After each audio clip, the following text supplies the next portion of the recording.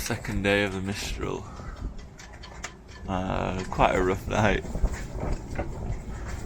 Not too bad in terms of swell. Just some very, very strong gusts.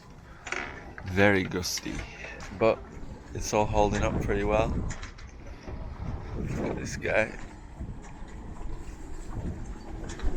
You get some pretty crazy gusts. Up to 30 miles an hour on the weather forecast. And you just think, how on earth is this boat taking it? We've only got a 10 kilogram anchor. But the reason why we can take it is because we've got about 4 meters depth and 35 meters of chain out. So we've got a nice bit of scope, which is basically all you need really. I would like to get a heavier anchor. We've been anchored up in 50 mile an hour winds, which was in the Isles of Scilly. It held up, but we had 2 anchors out. We put a tandem anchor situation. Anyway, GT's holding strong. So I think the boat weighs about 5 ton. And it's just funny, you just don't expect a piece of rope like this to be able to hold 5 tons worth of boat. We've got chain at the end of this rope. You just don't expect it in this wind for it to hold, but it does. So the first few nights that you anchor out in this sort of weather is very anxiety inducing. However, after a couple of nights it becomes completely normal, and it's always reassuring kind of when you've got other boats anchored out. The reason it's only kind of is because you worry that if you did drag you would bump into a very expensive catamaran. Sunday morning, so Nadiana's having a sleep. So another 24 hours of this apparently. It's actually not too bad when it's not gusting. I mean, it's probably about 18 miles an hour now, and it goes up to 30. Anyway, we'll just take it easy. Got some books to read. One thing I would really like, and I kind of regret not buying, is an inverter and maybe an extra battery so that we can do some editing on the boat in situations like this. We didn't invest that money and now we're paying the price. So I think on Monday, which is tomorrow, we're going to go to a marina where we can get a video or 2 made and uploaded. Well, we've got some waiting to do till the wind passes.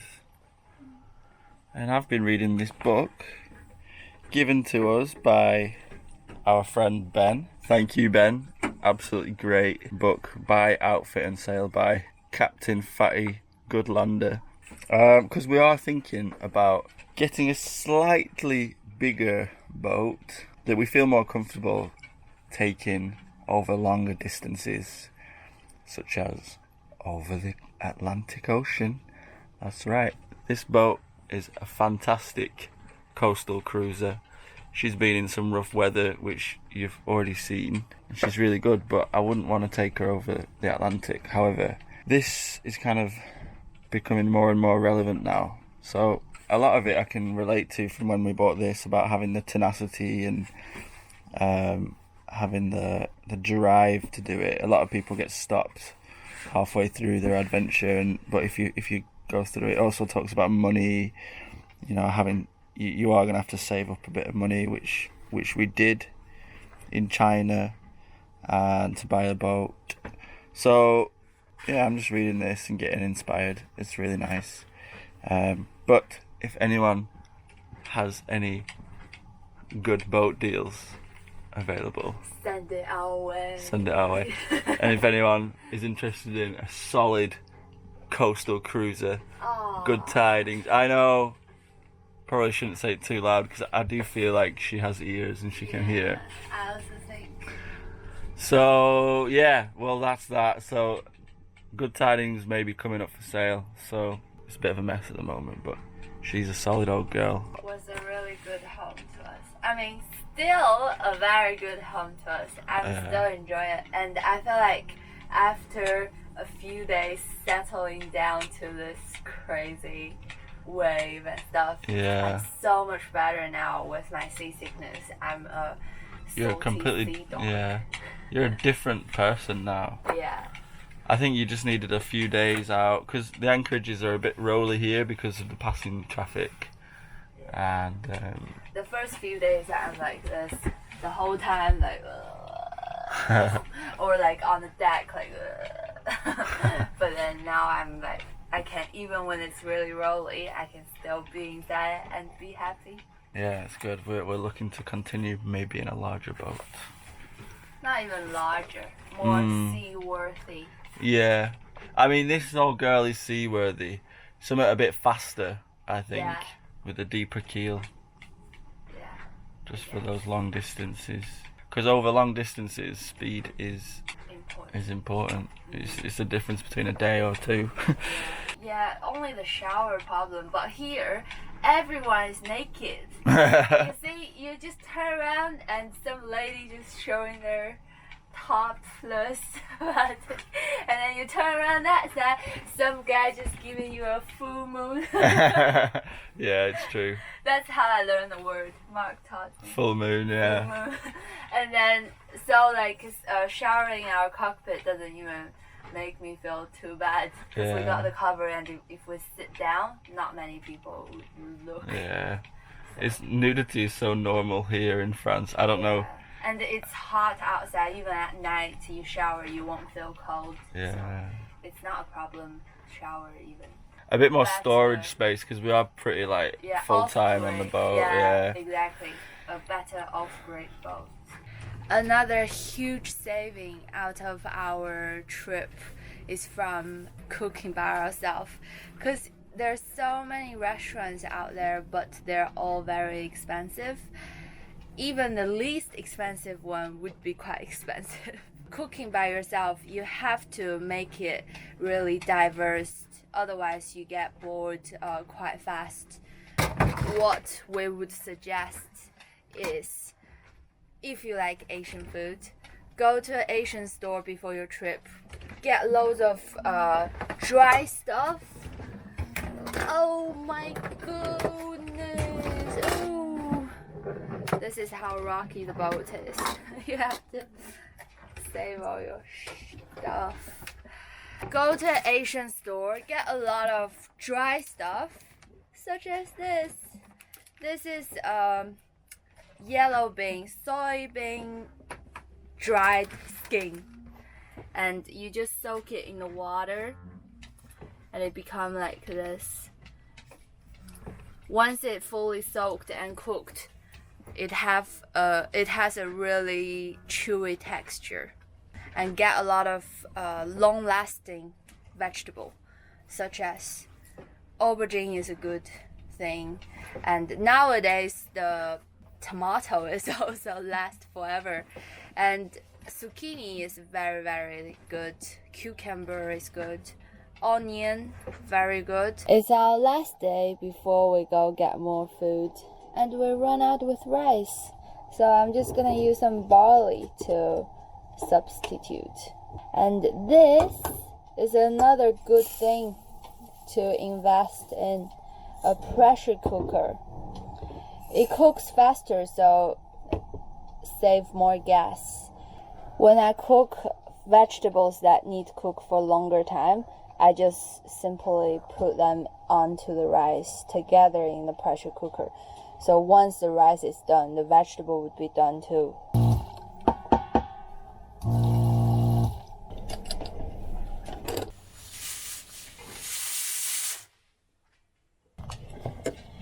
You just need to cut these into little squares. Oil in the pan. And when the oil is hot, drop in a few dried chili. And then put in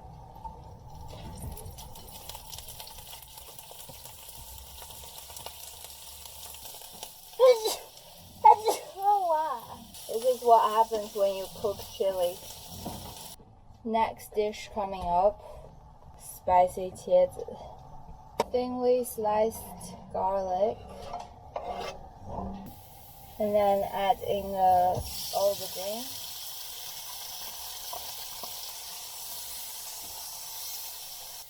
now generous amount of hot sauce.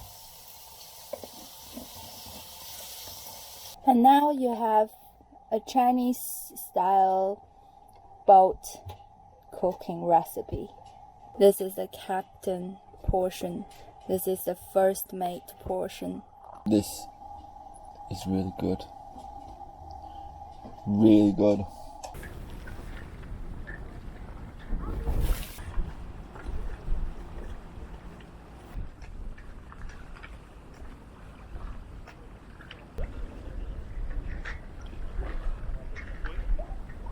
Wind's picking up a bit. I've actually rigged my snubber halfway or a few meters down the chain in case of any snappages, so just insurance, shoddy insurance, but there it is in case the main rope snaps. Because it's an old rope, I don't have all my trust in it, but woo, windy now. Mark's hat got blown away and he jumped right in to retrieve the hat. Ah. Because he promised me he would never lose the hat. Good job. It needs to be rinsed with fresh water, okay. It has been a long time since I've made a cake or any sort of dessert. Because of the heat, I wasn't really feeling sweet tooth. I'm gonna try it with the pressure cooker. I mean, nothing could go wrong with a lot of oil, a lot of sugar, and a lot of flour. What can go wrong with that? Hey. Such a good cake. A super sponge cake. Look. Whoa. Just have to hope the inside is not meshy. Look at all the stars. I mean, anchor lights. Pretty beautiful. Nadiana's eating the cake. Enjoying my own creation. Enjoying her own creation. I'm enjoying the anchor lights. So the wind's pretty much dropped right off. We're expecting it back in the mid-afternoon, so this morning it's about 8:30 now. We're just gonna go to a place called Let Lavandou, which is named Le Lavandou because of the lavender plants, which apparently live or apparently are around the place. So we're gonna go see that. We need to edit some videos and we need to just I don't know, we need some land life for a couple of days, so that should be nice. I'll check what the wind is now on the wind instrument, but it's not much. You have to poodle along at about 2 knots, something like that. Only about 5.9 knots, which will be increasing later. 6, we can sail with that. So we've just been holed up around here for the last 2 nights, and then we're gonna go all the way across this bay, or the Rad de Hires, I don't know how you say it, and then we're gonna come across this headland and then up to the Lavandou, only 12 miles. You can see over in the distance the headland there. That's the cap that we're going to go over. Probably going to be going downwind again,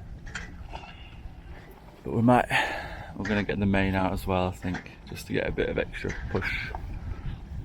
Mark is doing his morning workout. He said he doesn't like electric winch because he can work out with the manual one. I feel like I already said this before. I don't know. Anyway, now he's on the anchor and I'm on the tiller. And check out surroundings. Make sure that we don't hit anyone. We've got 2 boats around there and very far away, and 1 catamaran around here, some boats around there. No boats in front, so it's not bad. It's gonna be easy. Absolutely steaming, full sail. Nadiana at the helm. My feet at the helm. Well, these are just perfect conditions right now. What's the wind? 8.1. Since we did the hull and anti-fouled it with this really nice smooth anti-foul, we go faster now because there was barnacles under there as well. But the boat has picked up an extra half a knot easily. And the sail shape is much better now, and yeah, she's a beauty. Absolutely steaming ahead, full sail. Beautiful. Beautiful. Any obstacles? Any boats around? Oh, good.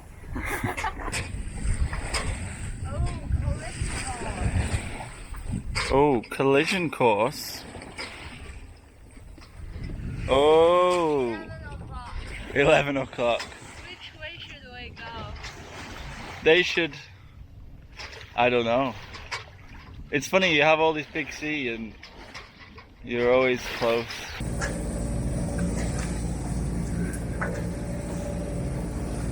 The wind died down quite a lot, so we are motoring now.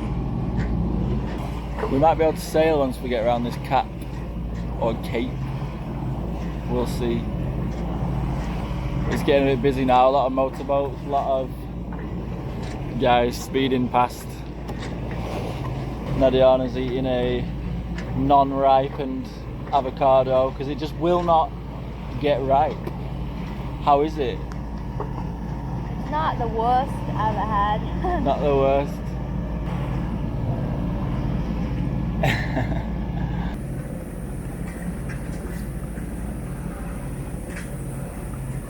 We're at the marina. Yeah.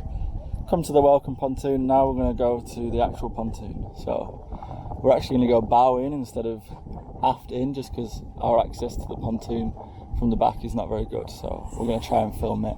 I guess we'll just film from my perspective.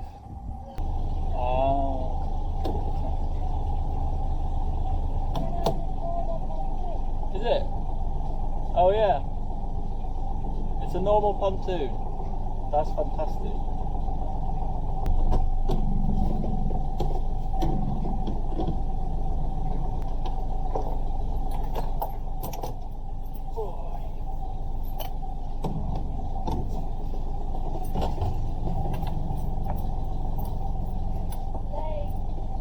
Huh?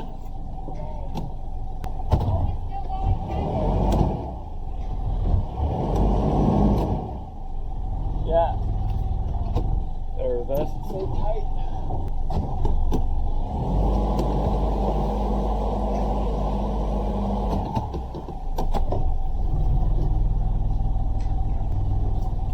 It's bloody, I don't know, it's taking me on a wild goose chase.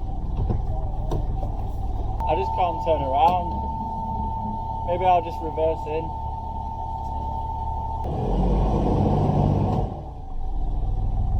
Try and reverse in.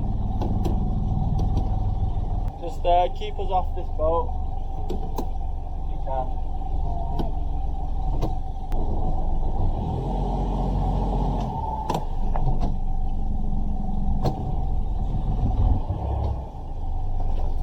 There's maybe a boat.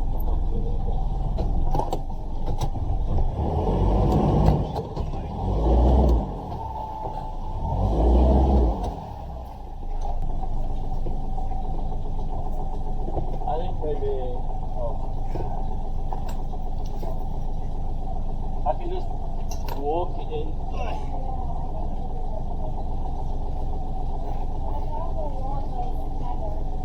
Yeah.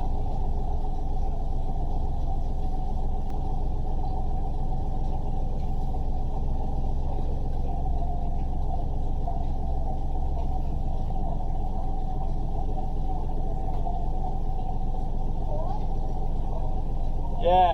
Well, after we arrive, when Mark is editing video, I went to this closest but not cheapest shop to get some food because we actually did run out. Only when I started cutting this melon, I realized it's perfectly grown into halves. And you just need to cut along the line. Here we are in, what's the name of it? Lavandou, a very typical Mediterranean holiday resorty place. You've got the marina. Around the marina you've got all like the what would you say, upper class places.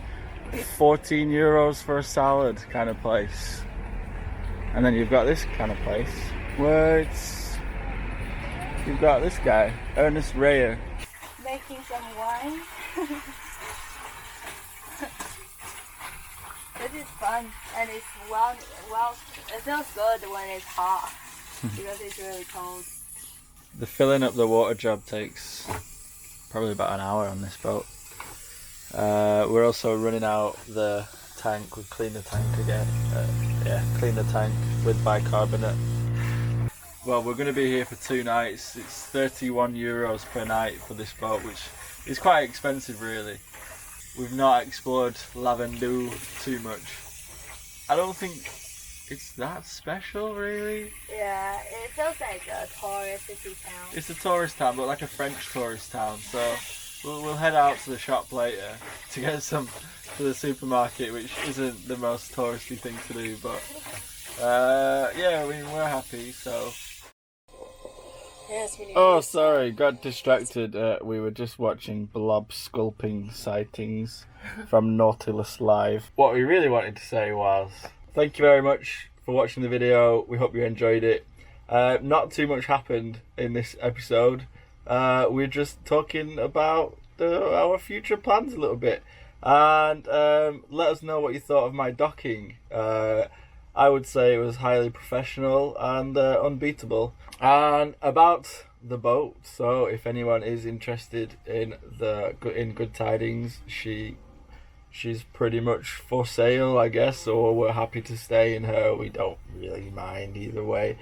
But let us know if you're interested, and if you have any good deals, or if you know of anyone who is selling the boat, or, I mean, you may as well ask, does anyone have any boats that they or anyone know of any boats that are going for cheap or that need a little bit of restoration, or yeah, anything, let us know. If you can email us at thewildlingsofficial@gmail.com, or just let us know in the comments. And yeah, thank you to our Coffee and PayPal guys. We're so sorry we've not put your names up on the screen. We will do as soon as we get you guys. Like we've said in the previous videos, we've been uploading a few videos at a time. So thank you very much, and like, subscribe, comment, hit the bell button, and see you in the next video. Thanks for watching. Bye bye.